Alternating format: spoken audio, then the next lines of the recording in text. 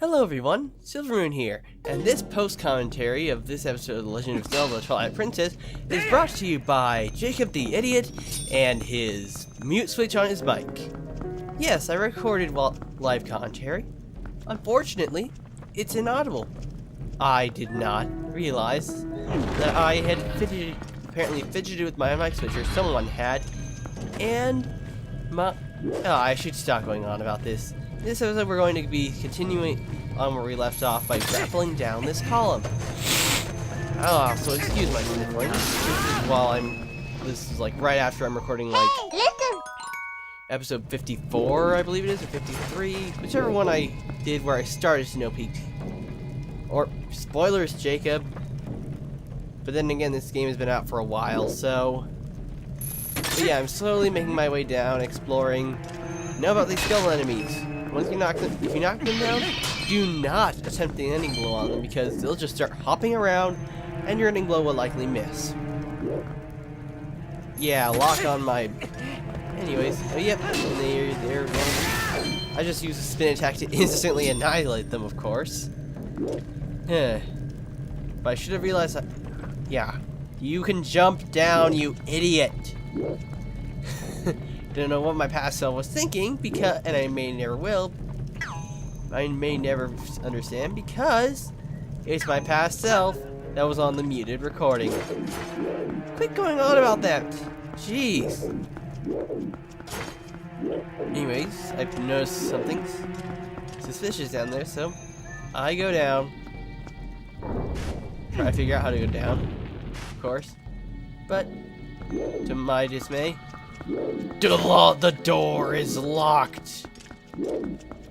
I'm so horrible at post-commentary, I don't know what to say. I don't know how I will be able to survive another 23 minutes of this. So what you have to do is you have to go up and find the treasure chest with the key in it. And it ratchets to each position and locks, so you don't have to worry about it falling down on you. And just to troll you, here are some spikes. Probably should have stopped right there and tried to see if there was a way around. But nope, I keep being a derp and going up because I feel, hey. Oh, first I grapple a little rupee to me. And grapple a heart to myself even though my heart's full. Yeah. They really underpowered the claw shop by making it unable to grapple the treasure chests. I go down even though I'm not meaning to. Don't know why. Probably because I'm still trying to figure this puzzle out.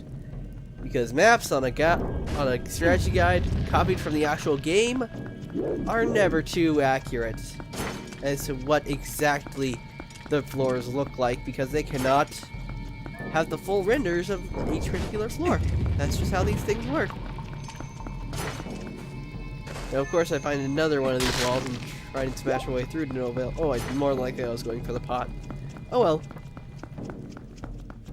But I find out, ooh, there's passages behind the spikes.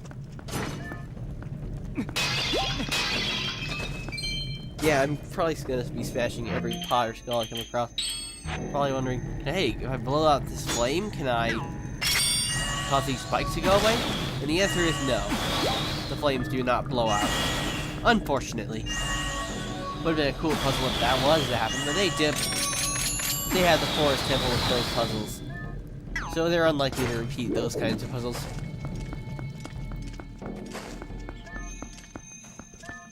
Anyway, right about now is where I probably figure out, oh yeah, I should go back to that floor with that treasure chest and see if I can't move it or just wander around like a derp. Try talking to Midna. Or transforming into a wolf. Yeah, even though I recorded this yesterday, of all times, I still cannot figure out what I was doing back then. Blame the cold, people. It happens to the best of us.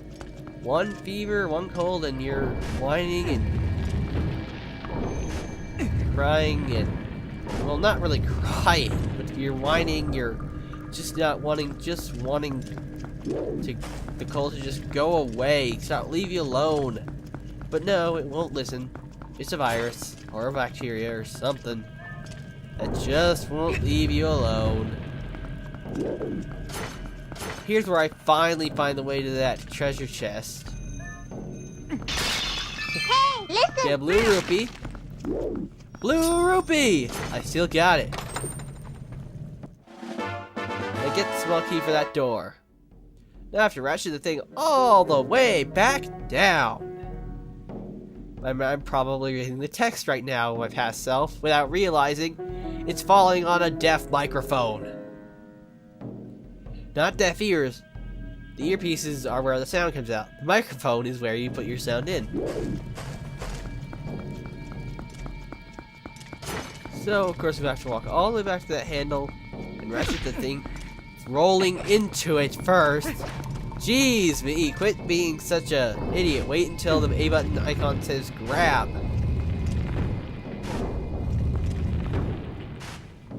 Yeah, but that's kind of an interesting spiral design on the pillar and how it's used. But I doubt that that'd be anything more than decorative in this world. But heading south, we come across some pots, of course. I always go for the pots first. And then comes to this. The way this one works, there are spikes that pop out of the ground when you get close and block your progress with that pot blue rupee. And unfortunately, you need, but there's also something else in this room. Arrows, okay.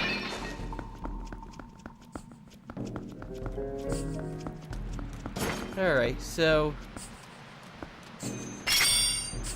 I'm guessing, right? I remember me trying to see if there was any arrows I could shoot with arrows to try and get past there, but there isn't. There's nothing you can shoot with arrows to disable those spikes popping out. And right here I noticed that I'm traveling absurdly slow, even with the iron boots not out. Yeah. Everyone who's played the game before, don't spoil it. We're going to transform into a wolf form. And Minda starts freaking out because there's rats on us! Ghost rats. In the sand. Yes, these ghost rats, they will slow you down and make pretty much sure that you sink into the sand. But you have to put your senses on to actually see them. And if you don't have your senses on, you can't damage them either. Unfortunately, Minda will pretty much let you know if you have a ghost rat on you if she starts really freaking out. And probably right now I'm trying to tell them, climb up, darn you! And I failed to climb up.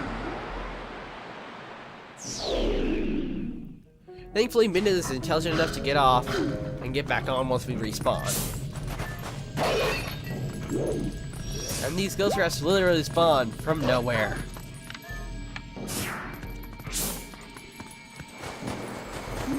See? Popped out of nowhere.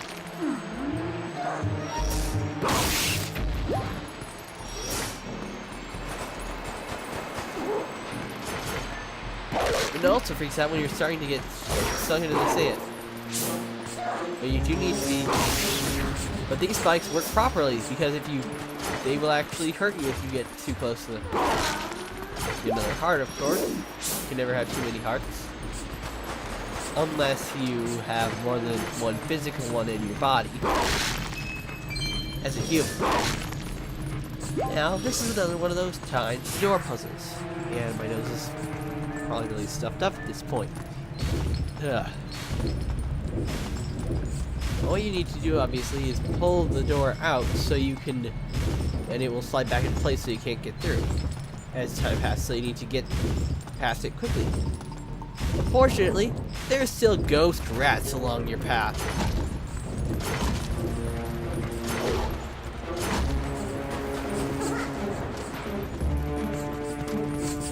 And a re-dead knight. And apparently the enemy attack doesn't work on him. So I eventually figure out, hey, why don't I jump attack him? And I kill him with that, and I get a red rupee for it. And I'm really, it is starting to freak out. So obviously with ghost rats on it.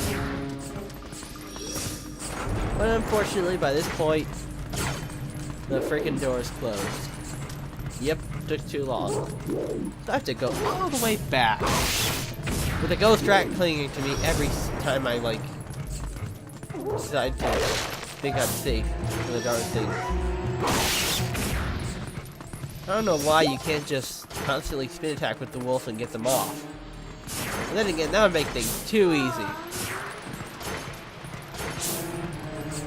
People ready to see me fail this a lot of times though, because I eventually realized, oh, I need to use the human to try and go through.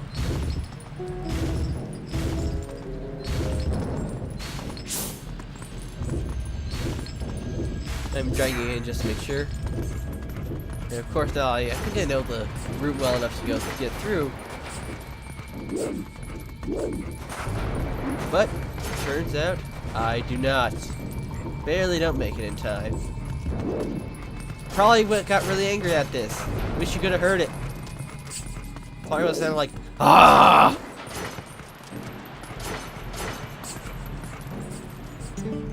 Yeah, about this time I decided, hey, why not try this in human form?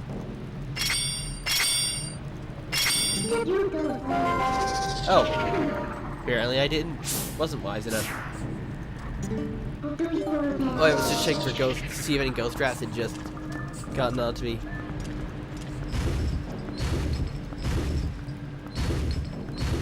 Maybe I think I might have decided to put it on the iron blink really quick. See if that helped me pull it. No, maybe not. I don't know. Maybe I actually fail this time though. I don't know if I do.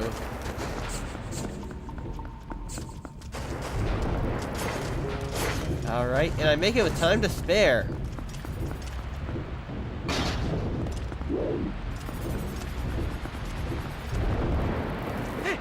Of course, I get into this room and go for the skulls first.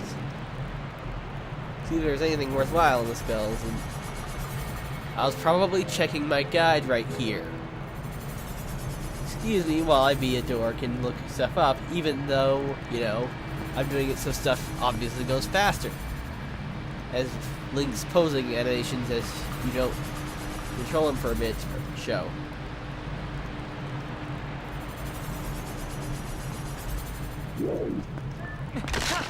Yeah, there we go. Work that control stick, Jacob. Oh yeah, I run and get off. I freak out over nothing. Alright, so there's a big pot pit and you can't hope to get across without sinking. Or maybe you can, but then there's bugs. Get away from me, bugs! Don't suck my blood! Shoo fly, well, they're not flies, they're digging in the sand, so maybe they're antlions. Nah, antlions are lazy things that hide in pits. Or about here, I hear the cuckoo sound. Sound that cuckoo makes is when she's in a pot and trying to get out. Of course, when you pick up the pot, she displays she doesn't need your help and bursts out of it herself. Where does she get all that strength, and why does she coincidentally keep meeting up with Link at the same places? Are there really that few places for adventuring in Hyrule? And of course, this pauses for me to read everything in the old version, where right now I'm not voice acting in the slightest because I'm not confident enough in my ability to say what I said in the previous amount of the same time I had previously. Anyways, Uku is pretty much so late in this dungeon that I don't even get to use her. And next episode will probably be me freaking out about the fact that I didn't have my mic on, and now I'm watching and waiting for the bugs to get on me so I can spin attack them away and get rid of them permanently. Now I get on here and try to roll up, but I get knocked out of the way. Rejected, says the spiked bar spinning thing. Now I'm just looking around here, seeing if my items are properly equipped, apparently? I don't know. Seems they are. I keep second guessing, I guess. Post-commentary for me is hard to make interesting because, look, these guys, just watch my dirt move on them. I amazingly knock both of them out with a single Helm Slayer, but I then forget that they reform. That they are the reforming style posts that reform after a while if you don't bomb their bones. Alternatively, though, you can just hit him with one bomb arrow. Yeah, that is gonna load. Fortunately, I'm not as lucky with the Helm Slayer this time, so this guy just... Of course, I have to bring my bombs out.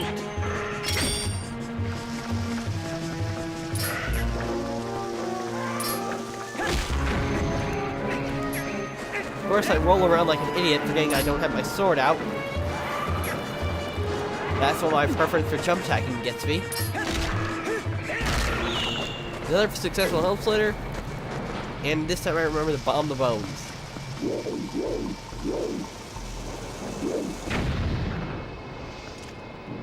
Now I look around for more stuff. I probably see that there's a treasure chest on my map, so or maybe not a treasure chest, I just go towards something. And there's another skeleton. He's very stealthy, so I shield attack. Helm Slayer and prove that Link could jump high enough to grab that ledge if he wanted to. He just chooses not to. And of course I blow him up rather easily, and because all three of the skeletons got blown up, the door opens. Logic of Nintendo.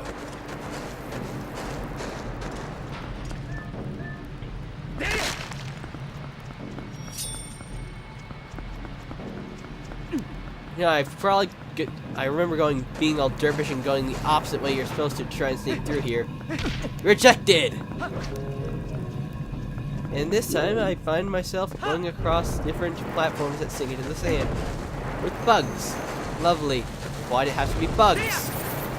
What kind of bugs are they? Probably the kind that try and drag you down. Eventually though I do get onto the ledge, thankfully, and spin attack them away. How Link grabbed that with his sword and shield, I will never know.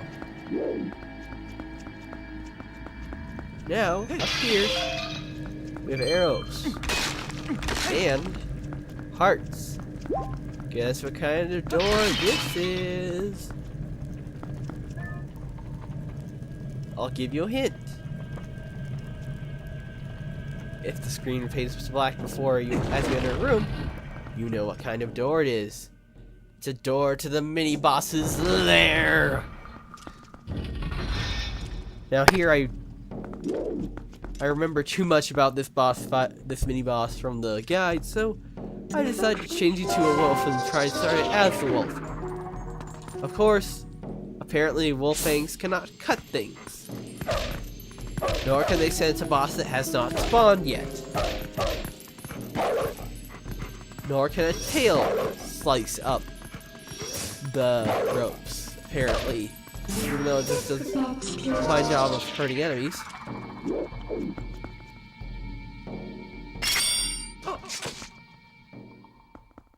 You shouldn't have done that, Link. You broke an ancient seal. Didn't you see all those prayer slips? And now they're gone.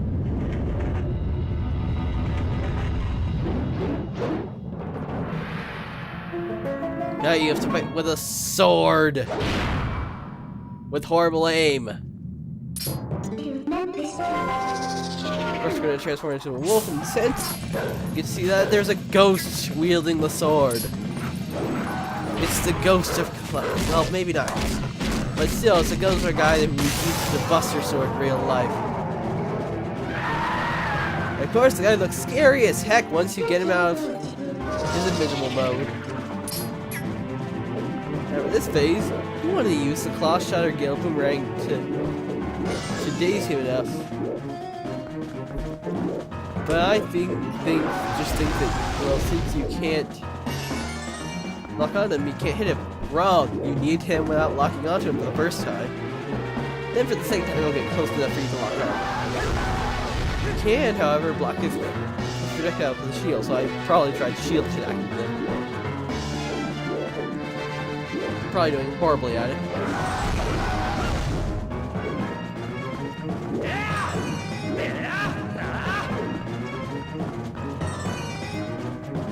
Man, I'm doing horrible on this comp.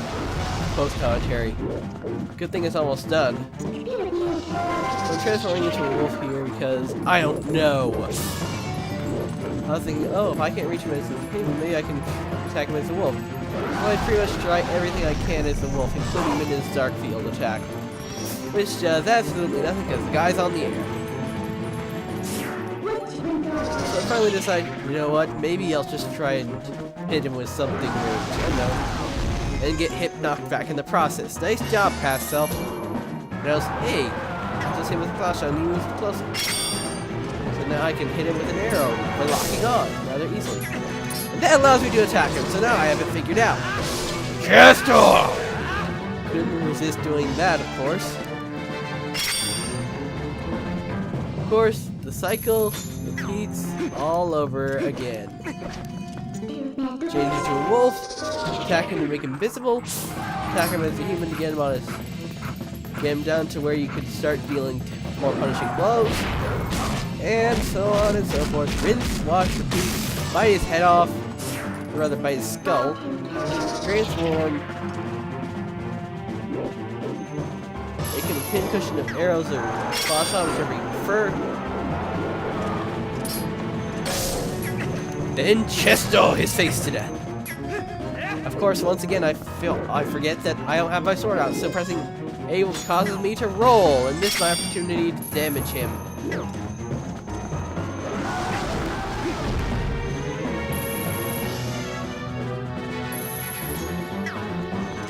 Ooh, boy.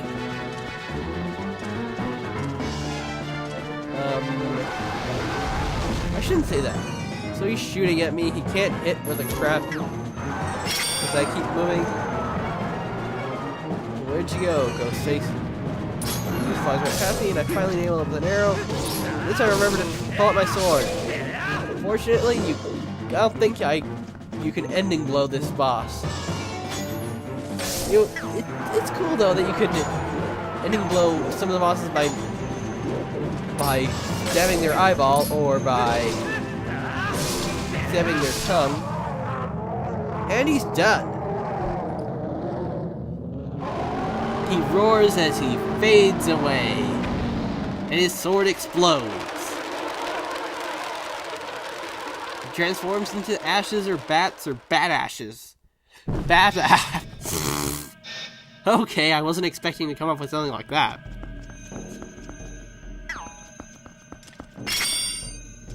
Of course, I decided to chop open a pot for a heart that I could have gotten during the battle but didn't want to. You notice how once you jump down, you can't get back out. Note the gear design. Is our treasure some kind of gear? Sort of. It's...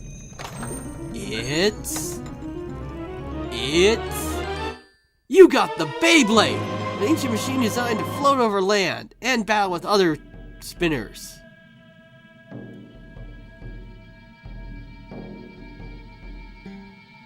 Set it to B and let it rip!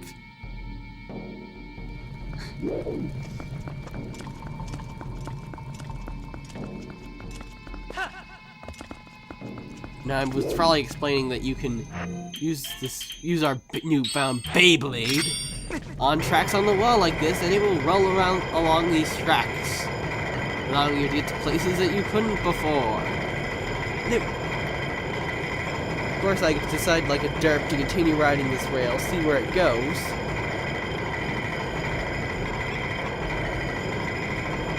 Only to find that it leads right back to that area with the treasure chest. And the figure does run out of energy if you don't use it while on a rail. So keep that in mind. I drop off, of course, so I can get out. Get another heart unnecessarily.